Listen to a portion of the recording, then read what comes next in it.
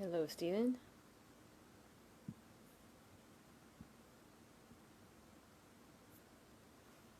Just waiting on Eric, and then we'll get started.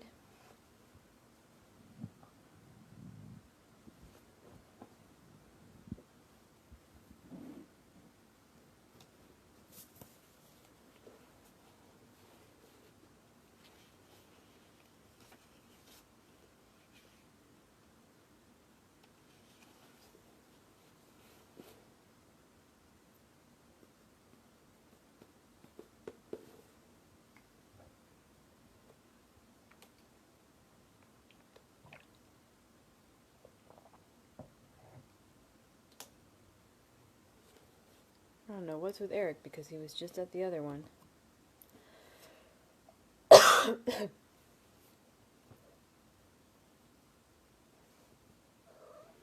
Comes the cat. The cat's ready. The cat beat Eric here for once.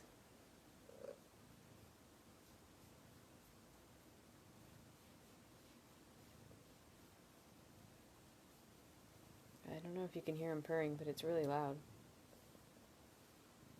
There we go. Alright, so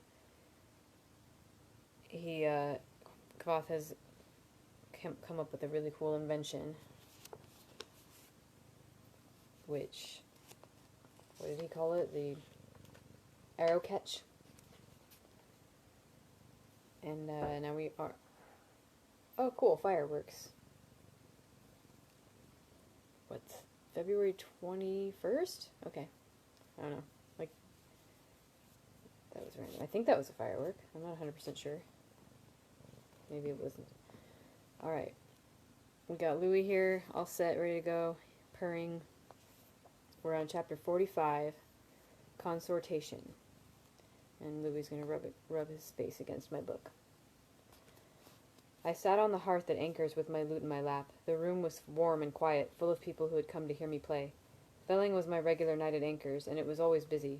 Even in the worst weather, there weren't enough chairs, and those who came late were forced to cluster around the bar and lean against the walls. Lately, Anchor had needed to bring in an extra girl on Felling night just to hurry drinks around the room. Outside the inn, winter was still clutching at the university, but inside, the air was warm and sweet with the smell of beer and bread and broth. Over the months, I had slowly trained my audience to be properly attentive while I played, so the room was hushed as I fingered my way through the second verse of Violet Bide. I don't know what they're celebrating. It was really random. But it was just one, so I feel like maybe I thought it was a firework, but it was actually something else. I don't know. I was in fine form that night. My audience had bought me half a dozen drinks, and in a fit of generosity, a tipsy scriv had tossed a hard penny into my lute case, where it lay, shining among the dull iron and copper. I had made Simon cry twice, and Anchor's new serving girl was smiling and blushing at me with such frequency that even I couldn't miss the signal. She had beautiful eyes. For the first time I could remember, I actually felt like I had some control over my life. There was money in my purse. My studies were going well. I had access to the archives, and despite the fact that I was forced to work in stocks, everyone knew Kilvin was terribly pleased with me. The only thing missing was Denna. I looked down at my hands as I entered into the final chorus of Violet Bide. I'd had a few more drinks than I was used to, and I didn't want to fumble. As I watched my fingers, I heard the door of the tap room open, and I felt a chill wind curl around the room. The fire swayed and danced beside me as I heard boots moving across the wooden floor. The room was quiet as I sang. She sits by her window, she sips at her tea, she waits for her love to return from the sea. Her suitors come calling, she watches the tides, and all the while Violet bides. I hit the final chord, but instead of the thunderous applause I expected, there was only an echoing quiet. I looked up and saw 4 tall men standing in front of the hearth. The shoulders of their heavy cloaks were wet and with melted snow. Their faces were grim. 3 of them wore the dark round caps that marked them as constables, and if that weren't clue enough as to their business, each of them carried a long oak cudgel bound in iron. They watched me like hard-eyed hawks. The 4th man stood aside from the others. He didn't wear a constable's cap and wasn't nearly so tall or broad across the shoulders. Despite that, he carried himself with undeniable authority. His face was lean and grim as he drew out a piece of heavy parchment decorated with several black, official-looking seals. "Kvoth Arlidan's son," he read aloud to the room, his voice clear and strong. In the sight of these witnesses, I bind you to stand to your own account before the iron law. You are charged with consortation with demonic powers, malicious use of unnatural arts, unprovoked assault, and malfeasance. Needless to say, I was caught completely flat-footed. What? I said stupidly. As I said, I'd had more than a few drinks. The grim man ignored me and turned to one of the constables. Bind him! One of the constables drew out a length of clattering iron chain. Up until now I'd been too startled to be properly afraid, but the sight of this grim-faced man pulling a pair of dark iron manacles out of a sack filled me with a fear that turned my bones to water. Simon appeared next to the hearth, pushing his way past the constables to stand in front of the fourth man. "What exactly is going on here?" Sim demanded, his voice hard and angry. It was the only time I'd ever heard him sound like the son of a duke. "Explain yourself." The man holding the parchment eyed Simon calmly, then reached inside his cloak and brought out a stout... What? What are you doing? Excuse me. I'm trying to read. You're being very rude, but adorable. He doesn't like my constable voice or something. Yes, so, yeah, that's what I was thinking too. Yes, now that he has money, of course, he's going to probably lose all of it trying to bail himself out or something. I don't know. I see, obviously he can't have any good luck without it being followed by really bad luck. Okay, where was I? Before Louis rudely interrupted me by shoving his face in my face. The man holding the parchment eyed Simon calmly, then reached inside his cloak and brought out a stout iron rod with a band of gold around each end. Sim paled a bit as the grim man held it up for everyone in the room to see. Not only was it every bit as threatening as the constable's cudgels, the rod was an unmistakable symbol of his authority. The man was a summoner for the Commonwealth courts, not just a regular summoner either. Oh, summoner, okay. Not just a regular summoner either. The gold bands meant he could order anyone to stand before the iron law. Priests, government officials, even members of the nobility up to the rank of baron. At this point, Anchor made his way through the crowd as well. He and Sim looked over the summoner's document and found it to be very legitimate and official. It was signed and sealed by all manner of important people in Imra. There was nothing to be done. I was going to be brought up against the iron law. Everyone at Anchor's watched as I was bound hand and foot in chains. Some of them looked shocked, some confused, but most of them simply looked frightened. When the constables dragged me through the crowd toward the door, barely a handful of my audience were willing to meet my eye. They marched me the long way back to Imra, over Stonebridge and down the flat expanse of the great stone road. All the way, the winter wind chilled the iron around my hands and feet until it burned and bit and froze my skin. The next morning, Sim arrived with Elks Adal, and matters slowly became clear. It had been months since I had called the name of the wind in Imra after Ambrose broke my lute. The masters had brought me up on charges of malfeasance and had me publicly whipped at the university. It had been so long ago that the lash marks on my back were nothing more than pale silver scars. I had thought the matter resolved. Apparently not. Since the incident had occurred in Imra, it fell under the jurisdiction of the Commonwealth courts. We live in a civilized age, and few places are more civilized than the university and its immediate environs.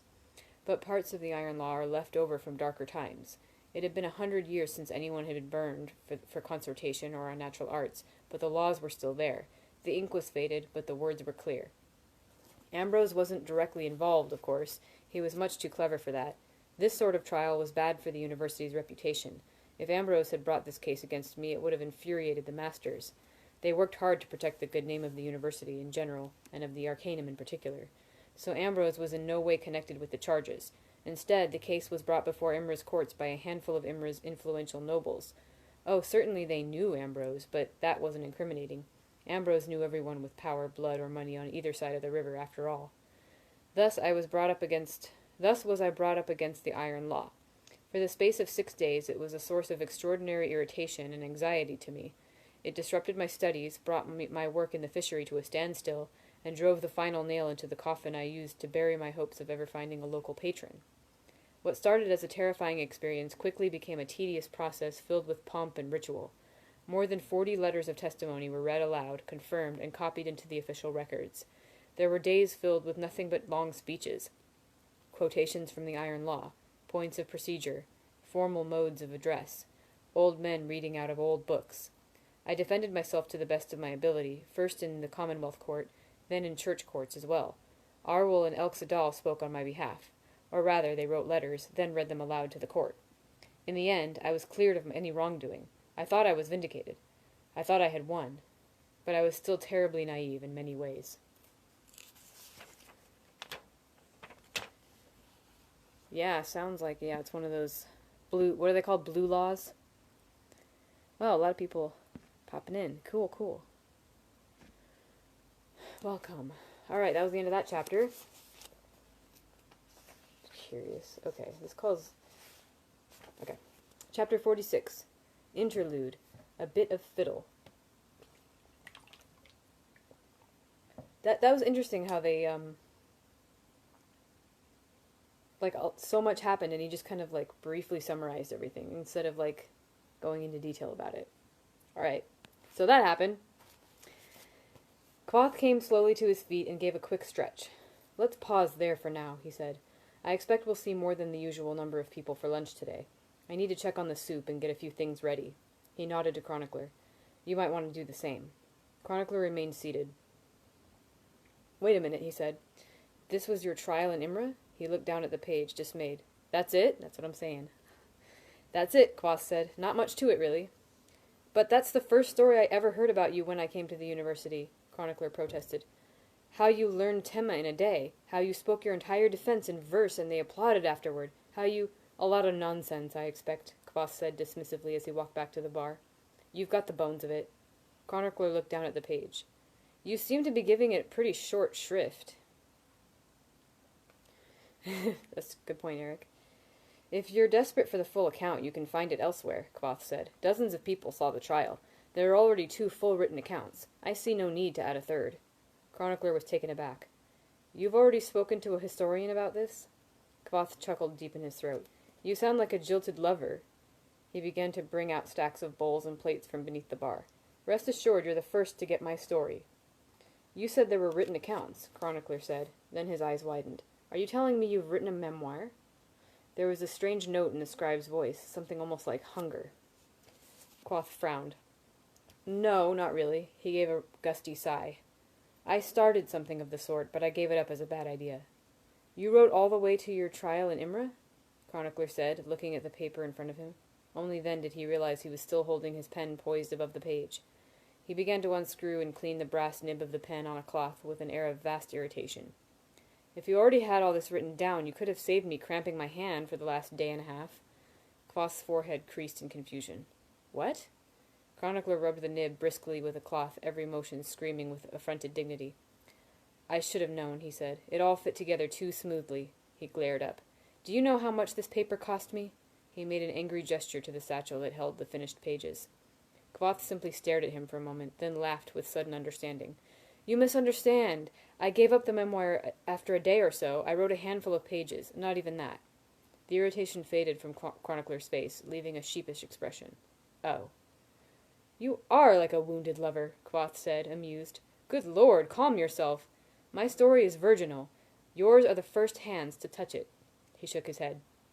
"There's something different about writing a story down. I don't seem to have the knack for it. It came out all wrong." "I'd love to see what you wrote," Chronicler said, leaning forward in his chair, "even if it's just a few pages." "It was quite a while ago," Kvothe said. "I don't know if I remember where the pages are." "They're up in your room, Reshi," Bast said brightly. "On your desk." Kvothe gave a deep sigh. "I was trying to be gracious, Bast. The truth is, there's nothing on them worth showing to anyone. If I'd written anything worth reading, I would have kept writing it." He walked into the kitchen, and there were muted, bustling sounds from the back room. "Good try," Bast said softly, "but it's a lost cause. I've tried." "Don't coach me," Chronicler said testily. "I know how to get a story out of a person." There was more bumping from the back room, a splash of water, the sound of a door closing. Chronicler looked at Bast. "Shouldn't you go help him?" Bast shrugged, lounging further back into his chair. After a moment, Kvothe emerged from the back room, carrying a cutting board and a bowl full of freshly scrubbed vegetables. "I'm afraid I'm still confused," Chronicler said. "How can there already be 2 written accounts if you never wrote it yourself or talked to a historian?" "Never been brought to trial, have you?" Kvothe said, amused. "The Commonwealth courts keep painstaking records, and the Church is even more obsessive. If you have a desperate desire for the details, you can dig around in their deposition ledgers and act books respectively. That might be the case, Chronicler said, but your account of the trial would be tedious, Kvothe said. He finished paring the carrots and began to cut them. Endless formal speeches and readings from the Book of the Path. It was tedious to live through, and it would be tedious to repeat. He brushed the sliced carrots from the board into a nearby bowl. I've probably kept us at the university for too long anyway, he said. We'll need the time for other things. Things no one has ever seen or heard. Reshi, no! Bast shouted in alarm, sitting bolt upright in his chair. His expression was plaintive as he pointed to the bar. Beets? Kvothe looked down at the dark red root on the cutting board as if surprised to see it there. Don't put beets in the soup, Reshi, Bast said. They're foul.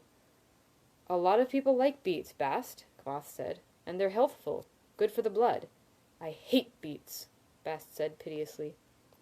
Well, Kvothe said calmly, since I'm finishing the soup, I get to pick what goes into it. Bast came to his feet and stomped toward the bar. I'll take care of it then, he said impatiently, making a shooing motion. You go get some sausage and one of those veiny cheeses. He pushed Kvothe toward the basement steps before storming into the kitchen, muttering. Soon there was the sound of rattling and thumping from the back room. Kvothe looked over at Chronicler and gave a wide, lazy smile.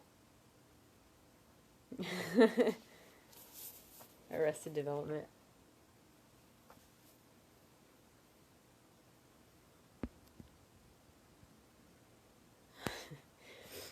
Okay.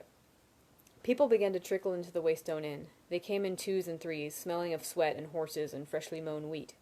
They laughed and talked and tracked chaff across the clean wooden floors. Chronicler did a brisk business. Folks sat leaning forward in their chairs, sometimes gesturing with their hands, sometimes speaking with slow deliberation. The scribe's face was impassive as his pen scratched across the page, occasionally darting back for ink. Bast and the man who called himself Kote worked together as a comfortable team. They served up soup and bread, apples, cheese, and sausage, beer and ale and cool water from the pump out back. There was roasted mutton, too, for those who wanted it, and fresh apple pie. Men and women smiled and relaxed, glad to be off their feet and sitting in the shade. The room was full of the gentle buzz of conversation as folk gossiped with neighbors they had known their whole lives. Familiar insults, soft and harmless as butter, were traded back and forth, and friends had comfortable arguments about whose turn it was to buy the beer. But underneath it all, there was a tension in the room. A stranger would never have noticed it, but it was there, dark and silent as an undertow. No one spoke of taxes or armies or how they had begun to lock their doors at night. No one spoke of what had happened in the inn the night before. No one eyed the stretch of well-scrubbed wooden floor that didn't show a trace of blood. Instead, there were jokes and stories. A young wife kissed her husband, drawing whistles and hoots from the rest of the room. Old man Benton tried to lift up the hem of the widow Creel's skirt with his cane, cackling when she swatted him. A pair of little girls chased each other around the table, shrieking and laughing while everyone watched and smiled fond smiles. It helped a bit. It was all that you could do. The inn's door banged open. Old Cobb, Graham, and Jake trudged in out of the brilliant midday sunlight. "Hello, Kote," Old Cobb called, looking around at the handful of people spread around the inn. "You've got a bit of a crowd in here today." "You missed the bigger part of it," Bast said. "We were downright frantic for a while." "Anything left for the stragglers?" Graham asked as he sank onto his stool. Before he could reply, a bull-shouldered man clattered an empty plate onto the bar and set a fork down gently beside it. "That," he said in a booming voice, "was a damn fine pie." A thin woman with a pinched face stood next to him. "Don't you cuss, Elias," she said sharply. Oh, Elias, probably. I don't know why I said Elias. "There's no call for that." "Oh, honey," the big man said, "don't get yourself in a twit. Damn fine is a kind of apple, innit?" He grinned around at the folks sitting at the bar. "Sort of foreign apple from Offenautour. They named it after Baron Damfine, if I remember correct." Graham grinned back at him. "I think I heard that." The woman glared at all of them. "I got these from the Bentons," the innkeeper said meekly. "Oh," the big farmer said with a smile. "That's my mistake, then." He picked up a crumb of crust from the plate and chewed it speculatively. "I'd swear it was a damn fine pie for all that. Maybe the Bentons got them some damn fine apples and don't know it." His wife sniffed, then saw Chronicler sitting idle at his table and pulled her husband away. Old Cobb watched them go, shaking his head. I don't know what that woman needs in her life to make her a little happy, he said, but I hope she finds it before she pecks old Eli bloody. Jake and Graham made vague grumbles of agreement. Nice to see folks filling up the place. Old Cobb looked at the red-haired man behind the bar. You're a fine cook, Cote, and you've got the best beer in 20 miles. All folk need is a bit of an excuse to stop by. Old Cobb tapped the inside of his nose speculatively. You know, he said to the innkeeper, you should bring in a singer or summit on nights. Hell, even the Orison boy can play a bit of his daddy's fiddle. I bet he'd be glad to come in for the price of a couple drinks. He looked around at the inn. A little music is just what this place needs. The innkeeper nodded. His expression was so easy and amiable it almost wasn't an expression at all. I expect you're right, Cote said. His voice was perfectly calm. It was a perfectly normal voice. It was colorless and clear as window glass. Old Cobb opened his mouth, but before he could say anything else, Bast rapped one knuckle hard on the bar. Drinks? He asked the men sitting at the bar. I'm guessing you'd all like a little something before we bring you out a bite to eat. They did, and Bast bustled around behind the bar, pulling beer into mugs and pressing them into waiting hands. After a slow moment, the innkeeper swung silently into motion alongside his assistant, heading into the kitchen to fetch soup, and bread with butter, and cheese, and apples.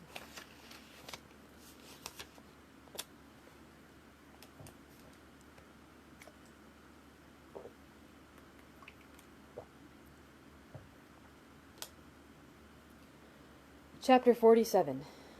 Interlude. The Hempen Verse. Chronicler smiled as he made his way to the bar. That's a solid hour's work, he said proudly as he took a seat. I don't suppose there's anything left in the kitchen for me. Or any of that pie Eli mentioned? Jake asked hopefully. I want pie too, Bast said, sitting next to Jake, nursing a drink of his own. The innkeeper smiled, wiping his hands on his apron. I think I might have remembered to set one by, just in case you three came in later than the rest. Old Cobb rubbed his hands together. Can't remember last time I had warm apple pie, he said. The innkeeper went back into the kitchen. He pulled the pie from the oven, sliced it, and laid the pieces neatly onto plates. By the time he carried them out toward their tap room, he could hear raised voices in the other room. It was too a demon, Jake, Old Cobb was saying angrily. I told you last night, and I'll tell you again 100 times. I'm not a one to change my mind like other folk change their socks. He held up a finger. He called up a demon, and it bit this fella, and sucked out his juice like a plum. I heard it from a fella who knew a woman that's seen it herself. That's why the constable and the deputies came and hauled him off. Meddling with dark forces is against the law over in Amory. I still say folk just thought it was a demon, Jake persisted. You know how folk are. I know folk. Old Cobb scowled. I've been around longer than you, Jacob, and I know my own story, too. There was a long moment of tense silence at the bar before Jake looked away. I was just saying, he muttered. The innkeeper slid a bowl of soup toward Chronicler. What's this, then? The scribe gave the innkeeper a sly look. Cobb's telling us about Quoth's trial in Imra, he said, a hint of smugness in his voice. Don't you remember? He started the story last night, but only made it halfway through. Now, Cobb glared around, as if daring them to interrupt. It was a tight spot. Quoth knew if he was found guilty they'd string him up and let him hang. Cobb made a gesture to one side of his neck like he was holding a noose, tilting his head to the side. But Quoth had read a great many books when he was at the university, and he knew himself a trick. Old Cobb stopped to take a forkful of pie and closed his eyes for a moment as he chewed. Oh, Lord and Lady, he said to himself, that's a proper pie. I swear it's better than me mam used to make. She always skint on the sugar. He took another bite, a blissful expression spreading over his weathered face. So Quoth knew a trick? Chronicler prompted. What? Oh! Cobb seemed to remember himself. Right. You see, there's 2 lines in the Book of the Path, and if you can read them out loud in the old Tema only priests know, then the iron law says you get treated like a priest. That means a Commonwealth judge can't do a damn thing to you. If you read those lines, your case has to be decided by the church courts. Old Cobb took another bite of pie and chewed it slowly before swallowing. Those 2 lines are called the Hempen Verse, because if you know them, you can keep yourself from getting strung up. The church courts can't hang a man, you see. What are the lines? Bast asked. I dearly wish I knew, Old Cobb said mournfully, but I don't speak Tema. Quoth didn't know it himself, but he memorized the verse ahead of time. Then he pretended to read it, and the Commonwealth Court had to let him go. Quoth knew he had 2 days until Attilan justice could make it all the way to Amari. So he set about learning Tema. He read books and practiced for a whole day and a whole night, and he was so powerful smart that at the end of his studying He could speak Tema better than most folk who'd been doing it their whole lives. Then, on the second day before the justice showed up, Kvothe mixed himself a potion. It was made out of honey and a special stone you find in a snake's brain, and a plant that only grows at the bottom of the sea. When he drank the potion, it made his voice so sweet anyone who listened couldn't help but agree with anything he said. So when the justice finally showed up, the whole trial only took 15 minutes, Cobb said, chuckling. Kvothe gave a fine speech in perfect Tema. Everyone agreed with him, and they all went home. And he lived happily ever after, the red-haired man said softly from behind the bar. Things were quiet at the bar. Outside, the air was dry and hot, full of dust and the smell of chaff. The sunlight was hard and bright as a bar of gold. Inside the Waystone it was dim and cool. The men had just finished the last slow bites of their pie, and there was still a little beer in their mugs. So they sat for a little while longer, slouching at the bar with the guilty air of men too proud to be properly lazy. I never much cared for Kvothe stories myself, the innkeeper said matter-of-factly as he gathered up everyone's plates. Old Cobb looked up from his beer. That's so. The innkeeper shrugged. If I'm going to have a story with magic, I'd like it to have a proper wizard in it. Someone like Taborlin the Great, or Sarafa, or the Chronicler. At the end of the bar, the scribe didn't choke or startle. He did pause for half a second, though, before lowering his spoon back to his second bowl of soup. The room went comfortably quiet again as the innkeeper gathered up the last of the empty plates and turned toward the kitchen. But before he could get through the doorway, Graham spoke up. "The Chronicler," he said. "I haven't ever heard of him." The innkeeper turned back, surprised. "You haven't?" Graham shook his head. "I'm sure you have," the innkeeper said. "He carries around a great book, and whatever he writes down in that book comes true." He looked at all of them expectantly. Jake shook his head too. The innkeeper turned to the scribe at the end of the bar, who was keeping his attention on his food. "You've heard of him, I'm sure," Kote said. "They call him Lord of Stories, and if he learns one of your secrets, he can write whatever he wants about you in his book." He looked at the scribe. "Haven't you ever heard of him?" Chronicler dropped his eyes and shook his head. He dipped the crust of his bread in his soup and ate it without speaking. The innkeeper looked surprised. "When I was growing up, I liked the Chronicler more than Taborlin or any of the rest. He's got a bit of fairy blood in him, and it's made him sharper than a normal man. He can see for 100 miles on a cloudy day and hear a whisper through a thick oak door. He can track a mouse through a forest on a moonless night." "I've heard of him," Bast said eagerly. "His sword is named Sheev, and the blade is made of a single piece of paper. It's light as a feather, but so sharp that if he cuts you, you see the blood before you even feel it." The innkeeper nodded. "And if he learns your name, he can write it on the blade of the sword and use it to kill you from 1,000 miles away." "But he's got to write it in his own blood," Bast added, "and there's only so much space on the sword. He's already written 17 names on it, so there's not that much room left." "He used to be a member of the High King's court in Modig," Kote said, "but he fell in love with the High King's daughter." Graham and Old Cobb were nodding now. This was familiar territory. Kote continued. "When Chronicler asked to marry her, the High King was angry, so he gave Chronicler a task to prove he was worthy." The innkeeper paused dramatically. "Chronicler can only marry her if he finds something more precious than the princess and brings it back to the High King." Graham made an appreciative noise. "That's a pisser of a task. What's a man to do? You can't bring something back and say, 'Here, this is worth more than your little girl.'" The innkeeper gave a grave nod. "So Chronicler wanders the world looking for ancient treasures and old magics, hoping to find something he can bring back to the king." "Why doesn't he just write about the king in his magic book?" Jake asked. "Why doesn't he write down, 'And then the king stopped being a bastard and let us get married already'?" "Because he doesn't know any of the king's secrets," the innkeeper explained. "And the High King of Modik knows some magic and can protect himself. Most importantly, he knows Chronicler's weaknesses. He knows if you trick Chronicler into drinking ink, he has to do the next 3 favors you ask of him. And more important, he knows Chronicler can't control you if you have your name hidden away somewhere safe. The High King's name is written in a book of glass, hidden in a box of copper, and that box is locked away in a great iron chest where nobody can touch it." There was a moment's pause as everyone considered this. Then Old Cobb began nodding thoughtfully. "That last bit tickled my memory," he said slowly. "I seem to remember a story about this Chronicler fellow going to look for a magic fruit.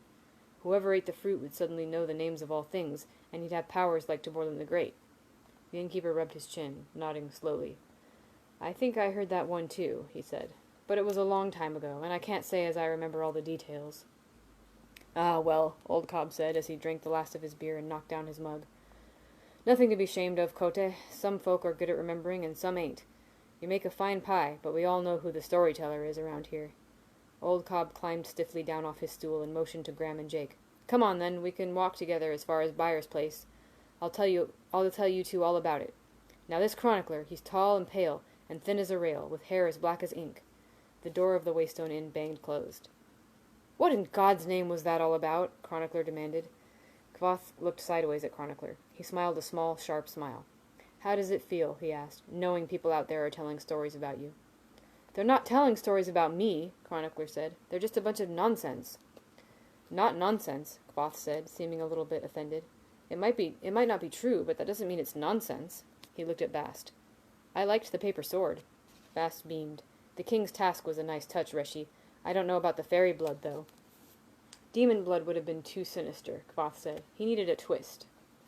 "At least I won't have to hear him tell it," the chronicler said suddenly, prodding a bit of potato with his spoon. Kvothe looked up, then chuckled darkly. "You don't understand, do you? A fresh story like that one on a harvest day? They'll be at it like a child with a new toy. Old Cobb will talk about Chronicler to a dozen people while they're bucking hay and drinking water in the shade. Tonight at Shep's wake, folk from 10 towns will hear about the Lord of Stories. It will spread like a fire in a field." Chronicler looked back and forth between the two of them, his expression vaguely horrified. "Why?" "It's a gift," Kvothe said. "You think I want this?" Chronicler said incredulously. "Fame?" "Not fame," Kvothe said grimly. "Perspective. You go rummaging around in other people's lives. You hear rumors and go digging for the painful truth beneath the lovely lies. You believe you have a right to these things, but you don't." He looked hard at the scribe. "When someone tells you a piece of their life, they're giving you a gift, not granting you your due." Kvothe wiped his hands on the clean linen cloth. "I'm giving you my story with all the grubby truths intact, all my mistakes and idiocies laid out naked in the light. If I decide to pass over some small piece because it bores me, I'm well within my rights. I won't be goaded into changing my mind by some farmer's tale. I'm not an idiot." Chronicler looked down at his soup. "It was a little heavy-handed, wasn't it?" "It was," Kvothe said. Chronicler looked up with a sigh and gave a small, embarrassed smile. "Well, you can't blame me for trying." "I can, actually," Kvothe said, "but I believe I've made my point. And for what it's worth, I'm sorry for any trouble that might cause you." He gestured to the door and the departed farmers. "I might have overreacted a bit. I've never responded well to manipulation." Kvothe stepped out from behind the bar, heading to the table near the hearth. "Come on now, both of you. The trial itself was tedious business, but it had important repercussions." Thank God Cobb doesn't have a Twitter. Well, I think it sounds like it's still gonna, go viral in a sense. This story.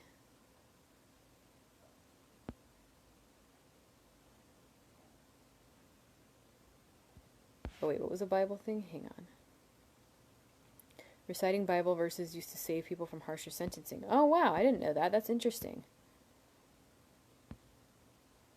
Okay, that's cool. It's a cool little factoid. Okay. Well, we're making very good time. I'm going to keep going. Chapter 48, A Significant Absence. I went through the admissions lottery and was lucky enough to draw a late slot. I was glad for the extra time, as my trial had left me a little opportunity to study for my exams. Still, I wasn't terribly worried. I had time to study and free access to the archives. What's more, for the first time since I'd come to the university, I wasn't a pauper. I had 13 talents in my purse. Even after I paid Devi the interest on her loan, I would easily have enough for tuition. Best of all, the long hours spent searching for the Graham had taught me a great deal about the archives. While I might not know as much as an experienced scrib, I was familiar with many of her hidden corners and quiet secrets. So while I studied, I also allowed myself the freedom to do other reading while I prepared for admissions. I closed the book I'd been poring over, a well-written, comprehensive history of the Auteuran Church. It was as useless as all the rest. Willem looked up as my book thumped shut. "Nothing?" he asked. "Less than nothing," I said. The two of us were studying in one of the fourth-floor reading holes, much smaller than our customary place on the third floor, but given how close we were to admissions, we'd been lucky to find a private room at all. "Why don't you let it go?" Will suggested. "You've been beating this Amir thing like a dead horse for what, 2 span?" I nodded, not wanting to admit my research into the Emir had actually started long before our bet had taken us to Puppet. And what have you found so far? Shelves of books, I said. Dozens of stories, mentions in 100 histories. He gave me a level look. And this wealth of information irritates you? No, I said. The lack of information troubles me. There isn't any solid information about the Emir in any of these books. None? Willem said skeptically. Oh, every historian in the last 300 years talks about them, I said. They speculate on how the Emir influenced the decline of the empire. Philosophers talk about the ethical ramifications of their actions. I gestured to the books. That tells me what people think about the Emir. It doesn't tell me anything about the Emir themselves. Willem frowned at my stack of books. It can't all be historians and philosophers. There are stories, too, I said. Early on there are stories about the great wrongs they righted. Later you get stories about the terrible things they did. An Emir in Rainier kills a corrupt judge. Another in Junpui puts down a peasant uprising. A third in Melithi poisons half the town's nobility. And that isn't solid information? Willem asked. They're soft stories, I said. Second or third hand. 3/4 of them are simply hearsay. I can't find corroborating evidence for them anywhere. Why can't I find any mention of the corrupt judge in the church records? His name should be recorded in every case he tried. What was the date of this peasant uprising, and why can't I find it mentioned in any of the other histories? It was 300 years ago, Willem said reproachfully. You can't expect all those little details to survive. I expect some of the little details to survive. You know how obsessive the Tellins are about their records, I said.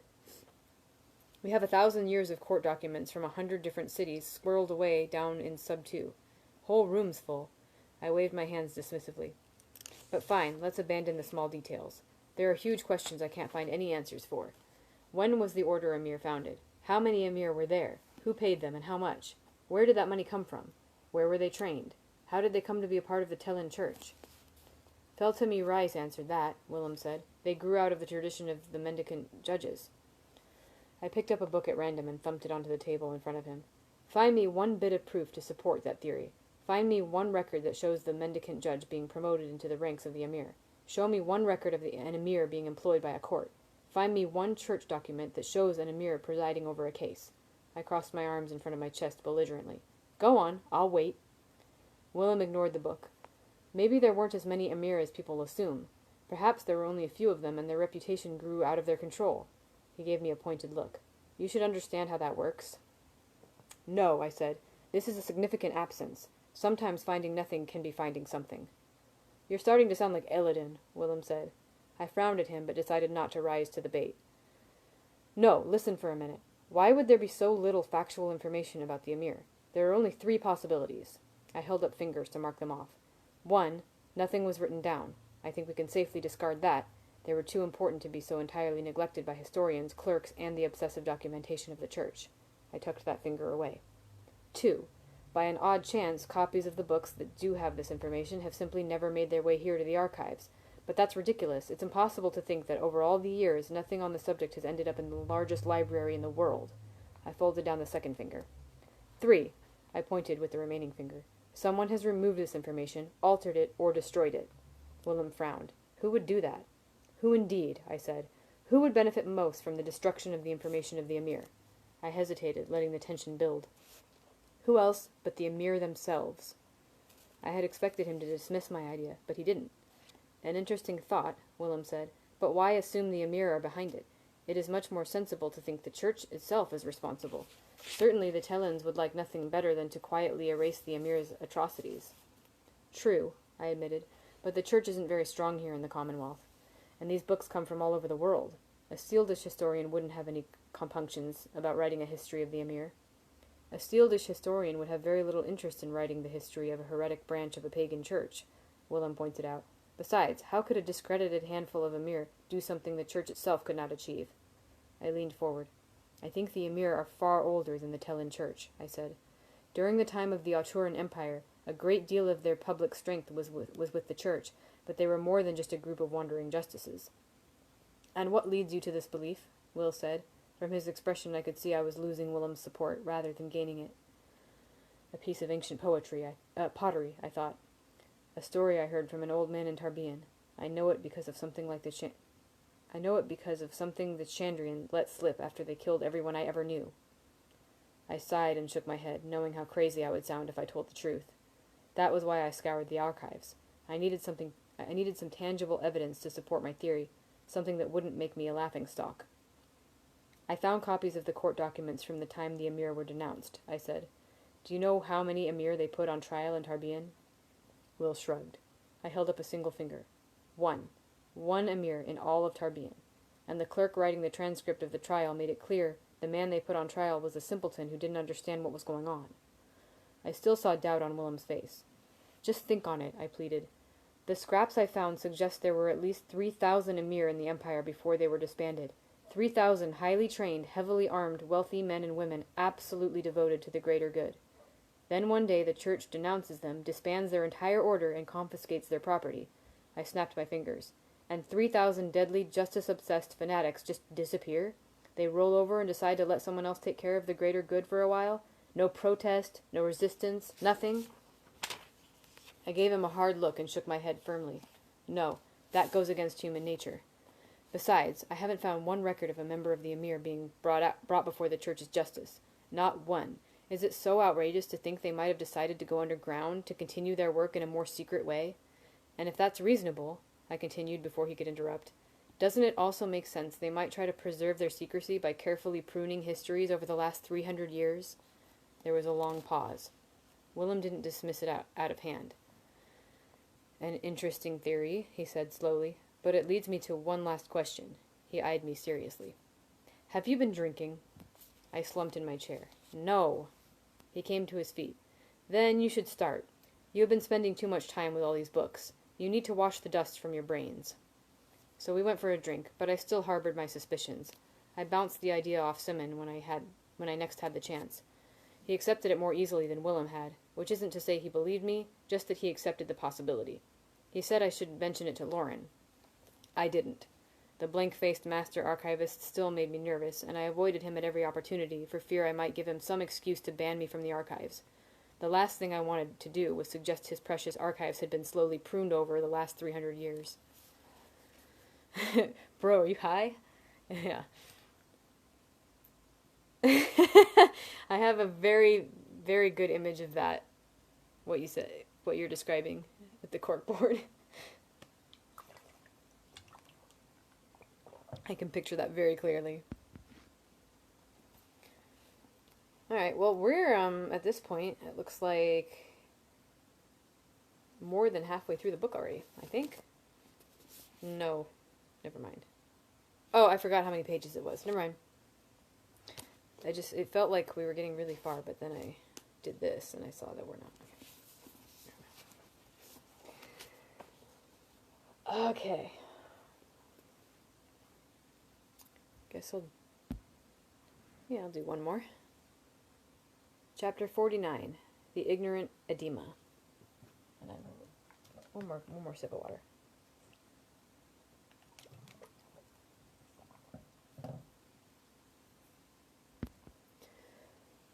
I saw Elxadal raise a hand in greeting from across the courtyard.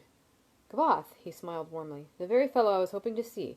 Could I borrow a moment of your time? Of course, I said. While I liked Master Dal, we hadn't had much contact together outside the lecture hall. Could I buy you a drink or a bite of lunch? I had been meaning to thank you more properly for speaking on my behalf at the trial, but I've been busy. As have I, Dal said. I've actually been meaning to talk to you for days, but time keeps getting away from me. He looked around.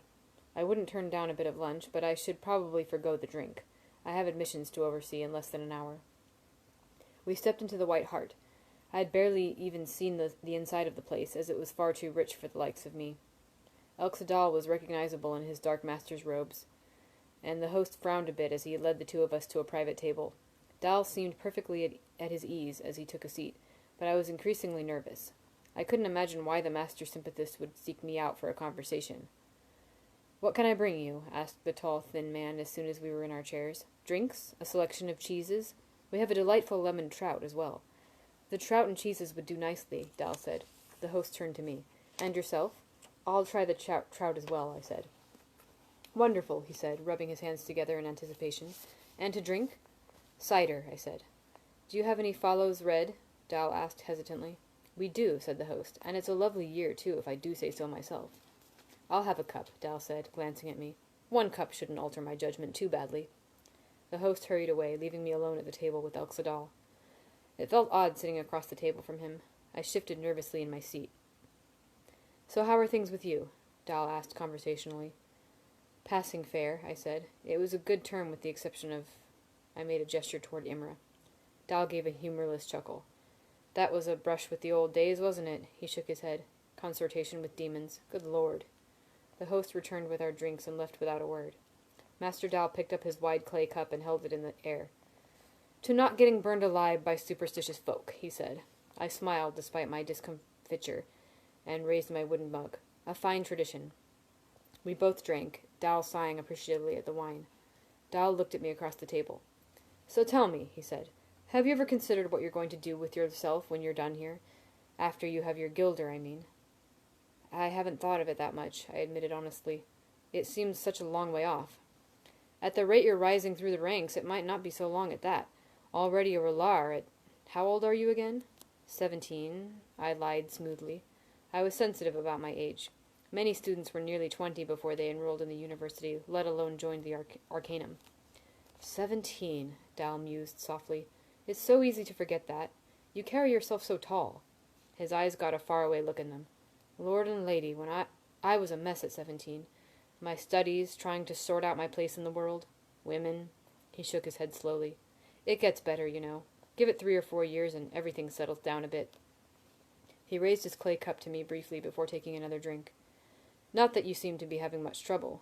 Relar at 17. Quite a mark of distinction. I flushed a bit, not knowing what to say. The host returned and began laying dishes on the table. A small board with an array of different sliced cheeses. A bowl with small toasted pieces of bread. A bowl with strawberry preserves. A bowl of blueberry jam. A small dish of shelled walnuts. Dal picked up a small piece of bread and a slice of crumbling white cheese. You are quite the sympathist, he said. There are any number of opportunities out there for a person as skilled as yourself. I spread a bit of strawberry across a piece of cheese and toast, then put it into my mouth to give myself time to think. Was Dal implying he wanted me to focus more on my study of sympathy? Was he implying he wanted to sponsor me to Eltha? Eladin had sponsored my elevation to Relar, but I knew these things changed. Masters occasionally fought over particularly promising students. Mola, for example, had been a scriv before Arwol stole her away into the Medica. I do enjoy my study of sympathy quite a bit, I said carefully. That's abundantly clear, Dal said with a smile. Some of your classmates wish you enjoyed it a little less, I can assure you of that. He ate another piece of cheese, then continued. That said, it is possible to overdo it. Didn't Tecum say, too much study harms the student? Urtrim the Wiser, actually, I said. It had been in one of the books Master Lorn had set aside for Relar to study this term. It's true at any rate, he said. You might want to consider taking a term off to relax a bit. Travel a little. Go get some sun. He took another drink. It's not good to see one of the Edema Rua without a tan. I didn't know what to say to that. The thought of taking a holiday from the university had never occurred to me. Where would I possibly go? The host arrived with plates of fish, steaming and smelling of lemon and butter. For a while both of us concentrated on our food. I was glad for an excuse not to talk. Why would Dal compliment me on my studies, then encourage me to leave? After a while Elxadal gave a contented sigh and pushed back his plate. Let me tell you a little story, he said. A story I like to call The Ignorant Edema. I looked up at that, slowly chewing my mouthful of fish. I kept my expression carefully composed. He arched an eyebrow, as if waiting to see if I had anything to say. When I didn't, he continued. Once there was a learned arcanist. He knew all of sympathy and sybildry and alchemy. He had 10 dozen names tucked neatly into his head, spoke 8 languages, and had exemplary penmanship. Really, the only thing that kept him from being a master was poor timing and a certain lack of social grace. Dal took a sip of wine. So this fellow went chasing the wind for a while, hoping to find his fortune out in the wide world. And while he was on the road to Tenua, he came to a lake he needed to cross. Dal smiled broadly. Luckily, there was an Edema boatman who offered to ferry him to the other side. The Arcanist, seeing the trip would take several hours, tried to start a conversation. What do you think, he asked the boatman, about Tecum's theory of energy as an elemental substance rather than a material property? The boatman replied he'd never thought on it at all. What's more, he had no plans to.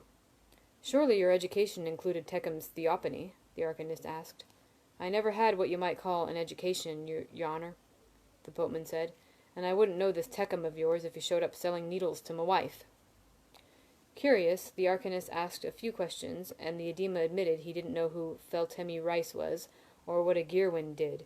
The Arcanist continued for a long hour, first out of curiosity, then with dismay. The final straw came when he discovered the boatmen couldn't even read or write. Really, sir, the Arcanist said, appalled, it is every man's job to improve himself. A man without the benefits of education is hardly more than an animal. Dal grinned. Well, as you can guess, the conversation didn't go very far after that. They rowed for the next hour in a tense silence, but just as the far shore was coming into sight, a storm blew up. Waves started to lash the little boat, making the timbers creak and groan. The Edema took a hard look at the clouds and said, It'll be true bad in 5 minutes, then summat worse afore it clears. This boat of mine won't hold together through it all. We're going to have to swim the last little bit. And with this, the ferryman takes off his shirt and begins to tie it around his waist. But I don't know how to swim, says the Arcanist. Dal drank off the last of his wine, turned the cup upside down, and set it firmly on the tabletop. There was a moment of expectant silence as he watched me, a vaguely self-satisfied expression on his face. Not a bad story, I admitted. The Ruse accent was a little over the top. Dal bent at the waist in a quick, mocking bow. I will take it under consideration, he said, then raised one finger and gave me a conspiratorial look. Not only is my story designed to delight and entertain, but there is a kernel of truth hidden within, where only the cleverest student might find it. His expression turned mysterious. All the truth in the world is held in stories, you know. Later that evening, I related the encounter to my friends while playing cards at Anchor's. He's giving you a hint, Thickwit, Manet said irritably. The cards had been against us all night, and we were 5 hands behind. You just refused to hear it. He's hinting I should leave off studying sympathy for a term. He's hinting I should leave off studying sympathy for a term? I asked. No, Manet snapped. He's telling you what I've told you twice already. You're a king-high idiot if you don't go through admissions this term. If you go through admissions this term. What? I asked. Why? Manet set his cards down with profound calm. Quoth, you're a clever boy, but you have a world of trouble listening to things you don't want to hear. He looked left, then right, at Willem and Simon. Can you try telling him? Take a term off, Willem said, without looking up from his cards, then added, Thickwit. You really have to, Sim said earnestly. Everyone's still talking about the trial. It's all anyone's talking about. The trial? I laughed. That was more than a span ago. They're talking about how I was found completely innocent, exonerated in the eyes of the iron law and merciful Talou himself. Manet snorted loudly, lowering his cards. It would have been better if you'd been guilty in a quiet way, rather than be innocent so loud. He looked at me. Do you know how long it's been since an arcanist was brought up on charges of consortation? No, I admitted. Neither do I, he said, which means it's been a long, long while. You're innocent. Lovely for you. But the trial has given the university a great shining black eye. It's reminded folk that while you might not deserve burning, some arcanists might. He shook his head. You can be certain the masters are uniformly wet-cat mad about that.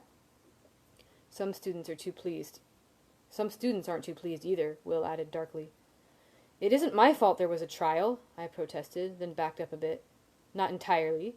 Ambrose stirred this up. He was backstage during the whole thing, laughing up his sleeve. Even so, Will said, Ambrose is sensible enough to avoid admissions this term.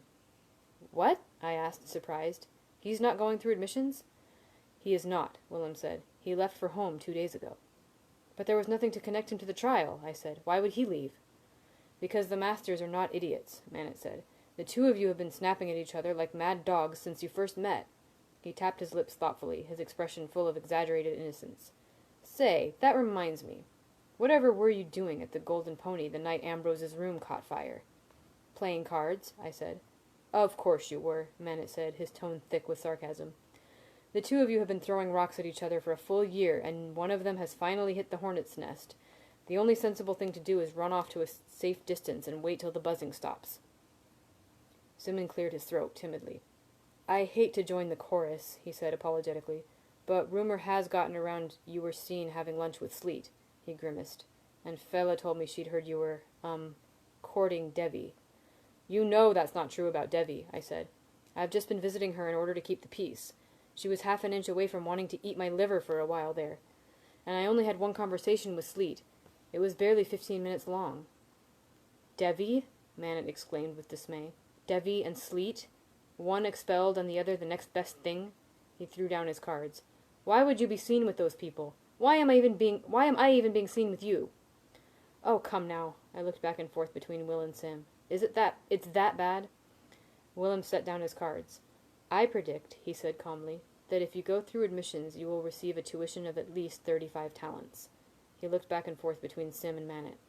I will wager a full gold mark to this effect. Does anyone care to take my bet? Neither of them took him up on his offer. I felt a desperate sinking in my stomach. But this can't, I said. This... Sim put his cards down as well, the grim expression out of place on his friendly face. Kvath, he said formally, I am telling you 3 times. Take a term away. Eventually I realized my friends were telling me the truth. Unfortunately, this left me entirely at loose ends. I had no exams to study for, and starting another project in the fishery would be nothing but foolishness. Even the thought of searching the archives for information on the Chandrian or the Emir had little appeal. I had searched so long and found so little. I toyed with the idea of searching elsewhere. There are other libraries, of course. Every noble house has at least a modest collection containing household accounts and histories of their lands and family. Most churches had extensive records going back hundreds of years, detailing trials, marriages, and dispositions. The same was true of any sizable city. The Emir couldn't have destroyed every trace of their existence. The research itself wouldn't be the hard part. The hard part would be gaining access to the libraries in the first place. I could hardly show up in Renera dressed in rags and road dust, asking to thumb through the palace archives. This was another instance in which a patron would have been invaluable. A patron could write me a letter of introduction that would open all manner of doors for me. What's more, with a patron's backing, I could make a decent living for myself as I traveled. Many small towns wouldn't even let you play at the local inn without a writ of patronage. The university had been the center of my life for a solid year. Now, confronted with the necessity of leaving, I was utterly at sea, with no idea of what I could do with myself. Alright, well, I think that's a good place to end. That was a lot of eventful stuff there. My cat is being precious. You're so cuddly. Anyway, cool. So, that was that.